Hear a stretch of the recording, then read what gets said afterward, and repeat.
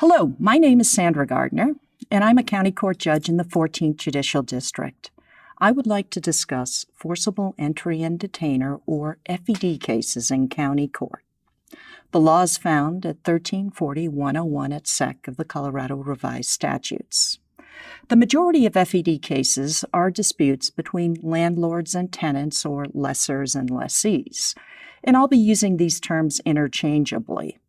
A warning: these cases can be challenging in that they are oftentimes fraught with emotion, especially when dealing with a non-commercial landlord who is self-represented and feels taken advantage of by the tenant, or conversely, the tenant who fears losing his or her home, essentially being thrown out on the street.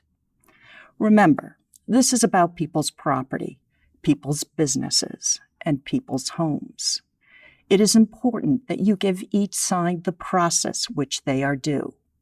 The statutory scheme is designed to provide landlords with an expeditious way to regain possession of their premises, but also ensures that tenants will not be ejected without due process of law. In Colorado, there is no such thing as an eviction. Instead, there are 4 separate and distinct detainer actions concerning the unlawful possession or retention of real property. Collectively, these actions are known as FEDs, but they are nearly always actions in unlawful detainer. There are about 10 situations which constitute unlawful detainer, but the 4 more common situations are: 1. The tenant holds over, meaning stays on the property after expiration of the tenancy. 2. The tenant holds over after default in rent and 3-day notice has been served requiring payment or possession. 3. The tenant commits a substantial violation as that term is defined by statute 1340-107.5 and written notice has been duly served. And 4. The tenant holds over contrary to any other condition, covenant, and the 3-day notice has been served, requiring compliance or possession. Now, subject to monetary jurisdictional limitations, the action is brought either in the county or district court. The value of the property itself is unimportant, except that if a verified answer alleges a monthly rental value in excess of the county court jurisdictional limit, the county court must certify the case to the district court. Or if the defendant files a verified answer and denies he is the tenant but pleads title in himself or a right to a conveyance of title, the county court must certify the case to the district court. How and when a tenancy may be terminated depends upon the terms of the lease, the FED statute, Colorado cases interpreting the statute, and the general or common law relating to this subject. To legally dispossess a tenant, the landlord must comply with the terms of the lease and follow specific steps set forth by statute, so as not to violate the tenant's legal rights and to reduce the chances that you, the judge, will dismiss the case on a technicality. Also, it is important to note that the courts will, whenever possible, construe the lease provisions against the lessor or adopt the lessee's claims of waiver or estoppel to avoid a forfeiture of the lessee's leasehold interests. For example, the landlord serves a 3-day notice demand for compliance for past due rent. This is a notice that gives the tenant time to cure the default and restore herself to good standing. Tender or payment must be made within 3 days, unless extended by the landlord. If the tenant properly and timely pays the rent due, this then renders an attempt to terminate the lease for non-payment of rent ineffectual. An unlawful detainer can be broken down into 3 fundamental steps. First step, pre-litigation notice. Second step, possession hearing. And third step, post-litigation execution. The first step, pre-litigation notice prior to filing a summons and complaint. The landlord must serve either a written demand for compliance or possession, also known as the 3-day notice, or a written notice to quit. However, as a general and statutory rule, no notice is required when a tenancy terminates by agreement on a date certain. If the tenant fails to come into compliance or vacate, an unlawful detainer has occurred, and court proceedings under the statute are now in order. The 3-day notice demand for compliance or possession is used when the lease term has not expired, but there is a violation of the lease. For example, tenant fails to pay rent, unauthorized occupants, unauthorized pets. CRS 1340-106 sets forth the requirements for the written notice. On the other hand, a notice to quit alerts the tenant that a special violation or default has occurred and orders the tenant to leave the premises within 3 days of service of the notice. However, there is an exception. It is not an unlawful detention if the tenant or lessee is the victim of domestic violence or abuse that occurred on the property. I'd refer you to CRS 1340-104, subsection 4. A notice to quit is also used when a landlord elects to terminate a periodic tenancy before the end of the applicable tenancy. No cause is required. However, the landlord must serve notice a fixed time before the end of the applicable tenancy. So an example of that would be where the landlord is under contract to sell the property during the term of the lease. The landlord must comply with the requisite statutory notice period. Now, that notice period varies from 1 day to 3 months, depending upon the duration of the periodic tenancy. I'd refer you to 1340-107. Warning: termination of tenancies in mobile home parks is governed by a separate statute, CRS Section 38-12-200 et sec. A homeowner, meaning the owner of the mobile home, the trailer, has very specific statutory rights, and any attempt to waive those rights by contrary lease provisions is deemed contrary to public policy, and it is unenforceable and void.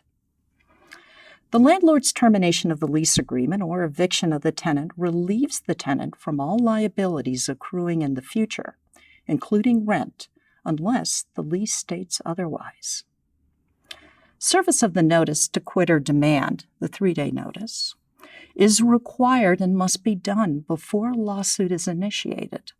Service may be done by the landlord or an agent without employment of a disinterested third party. Service is done by delivering a copy to the tenant or leaving a copy with some person, a member of the tenant's family, above the age of 15 years, residing on or in charge of the premises. Notice or demand may be posted in some conspicuous place on the property if no one is present. Upon completion of proper service or posting, termination of the lease is effective as of the day set forth in the notice or demand. Timing is important. In computing time, the day on which the notice is served will be excluded, and the last day will be included unless it is a Saturday, Sunday, or legal holiday. Now I'm going to go to the possession hearing itself. Notice is a prerequisite to commencement of the detainer actions. When an action is commenced without the required notice, case law suggests that a failure on the part of the defendant to object does not constitute a waiver because there is, in fact, no unlawful detention until proper demand or notice has been given. A copy of the notice should be filed with the complaint. The complaint must be filed in the name of the property owner and signed by the attorney or the property owner if self-represented. Unlike small claims court, property managers cannot represent the property owner unless the contract or lease is between the property management company and the tenant, in which case the complaint is brought in the name of the professional property management company. If the defendant fails to file an answer, the allegations of the complaint stand admitted and the court may enter a judgment by default against the defendant. If the defendant files an answer, Defendant does so usually on the return date set in the summons, which is generally also the trial date. If either party requests a delay in trial longer than 5 days, the court may require the posting of a bond. Generally, it is not the plaintiff who is requesting a delay, but the defendant. When the defendant requests a delay, the court may order the defendant to post bond in the amount of the rent which is alleged to be past due.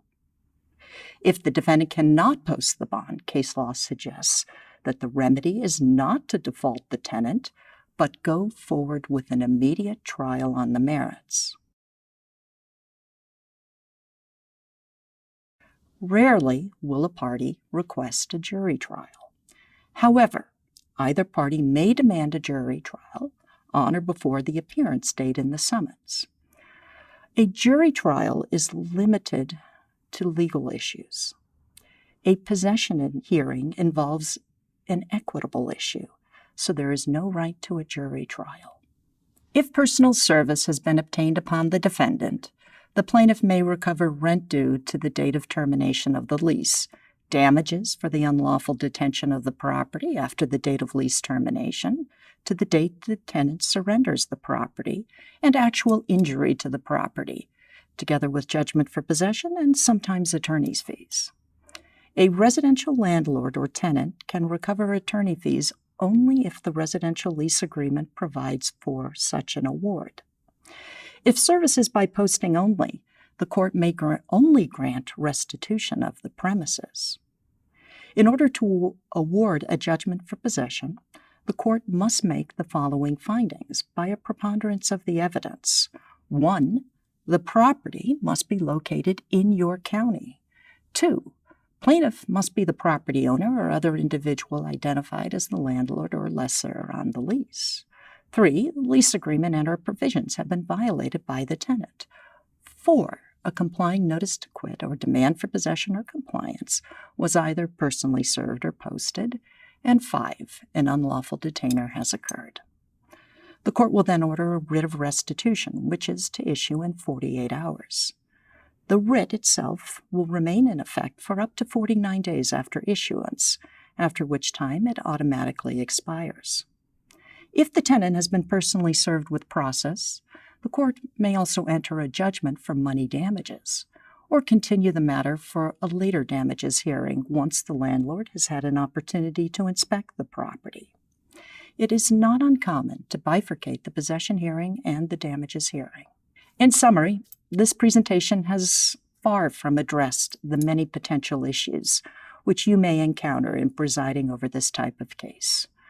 I haven't addressed the following examples. The tenant asserts perhaps the following defenses: non-payment of rent due to breach of the warranty of habitability.